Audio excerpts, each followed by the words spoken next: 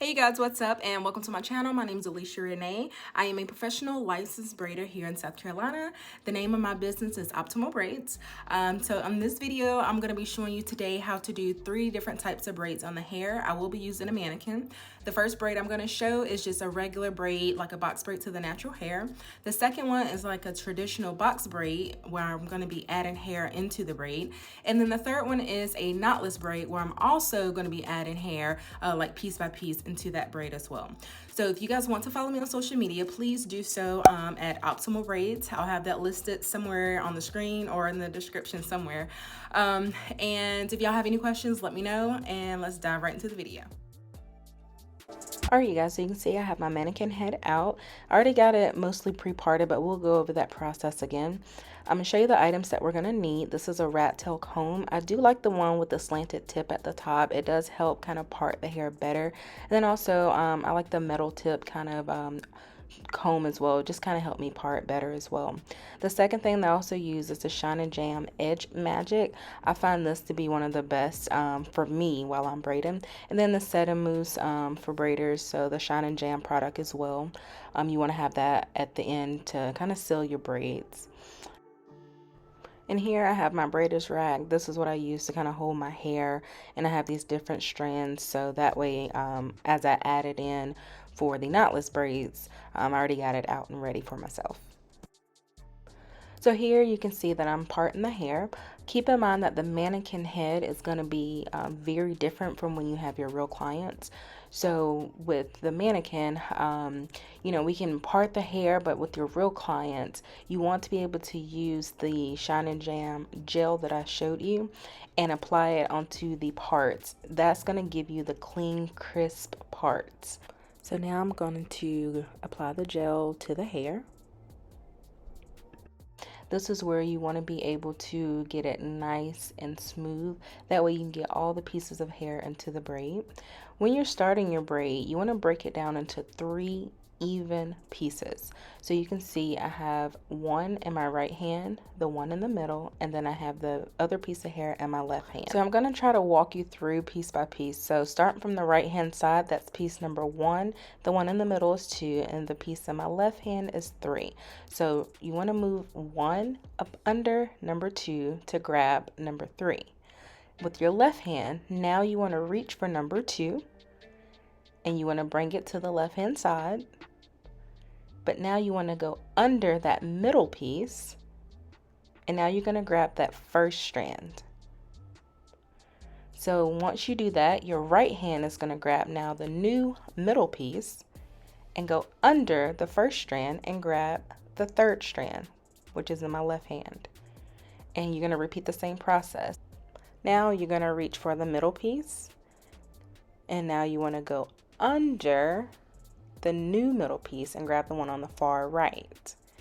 And now my right hand, I'm going to go for the middle piece, and now I'm going to go under the first strand and reach for the strand that was in my left hand. So it's just pretty much a pattern that just repeats itself from the left hand to the right hand, back and forth. So I hope I explained that the best that I can. Maybe I'll do another video in the future just to kind of slow it down a little bit more step by step.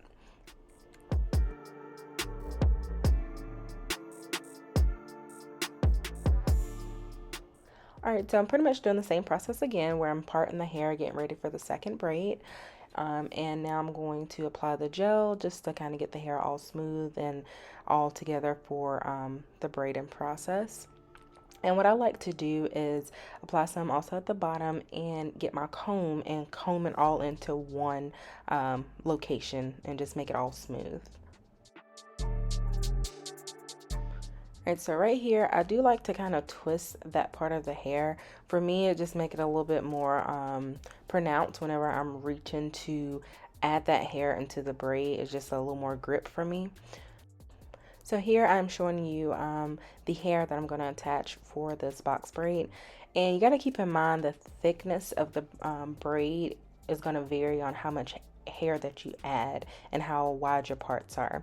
But here you want to just get the hair close to the scalp, and what I'm doing is adding the hair from the mannequin to the weave. So I'm going to start in like a twist motion to get the hair entwine with the weave. And it's just pretty much going to be like a hook around the hair. This is one of the easier methods when you're first starting out with doing box braids, especially if you're a beginner. So now you're going to see me pull the hair closer to the scalp, reach under the middle piece and grab the piece that's in my left hand. Now the middle piece is in my left hand, and I'm going under the new middle piece and grabbing the piece in my right hand. So it's pretty much that same exact pattern that I did on the first braid, but here I'm just going to show you with the colored hair so you can see it a little bit easier now that I had to add hair into the mannequin's hair. So it should make it a little bit easier for you to see the process of going between the 3 strands, crisscrossing them to make the actual braid itself.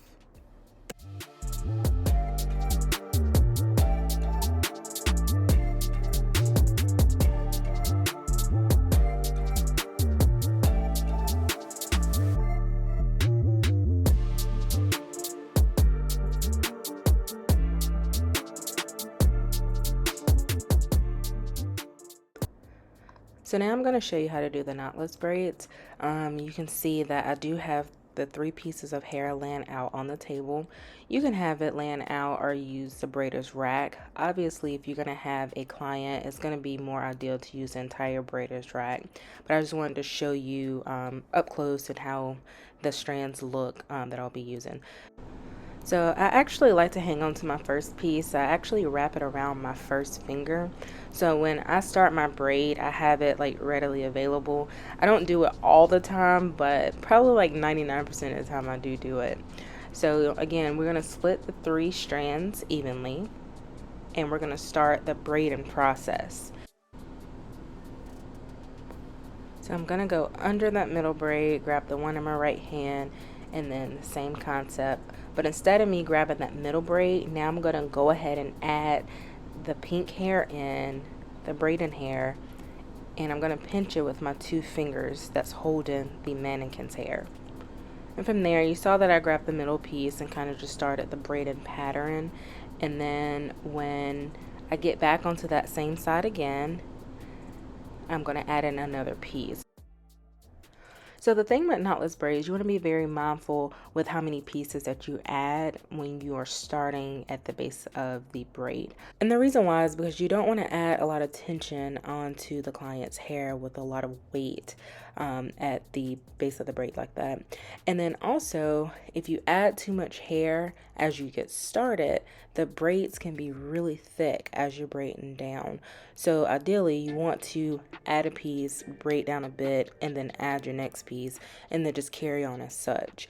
But one thing you also have to keep in mind is how long the braid needs to be. So you see right here, I'm going to prepare to add in another piece of hair now that I've came down further with the braid.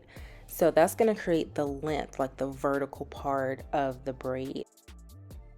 So I'm adding that piece in, and then I'll just carry on with the braiding pattern as such. And as you progress throughout the braid, you're just going to continue to add pieces just to reach the desired length that the client wants.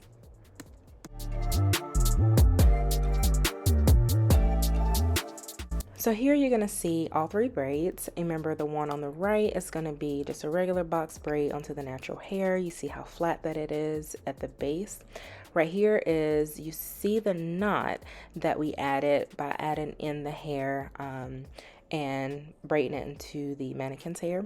And then the third one right here, you're going to see this is a knotless braid. And this is the biggest difference. It's more flatter, just like how the first one is. So that's why the first and the third have that more similar start. However, the pieces of hair was just added in a little bit later.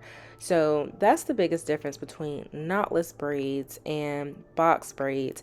It's mainly the start of how the braid is going.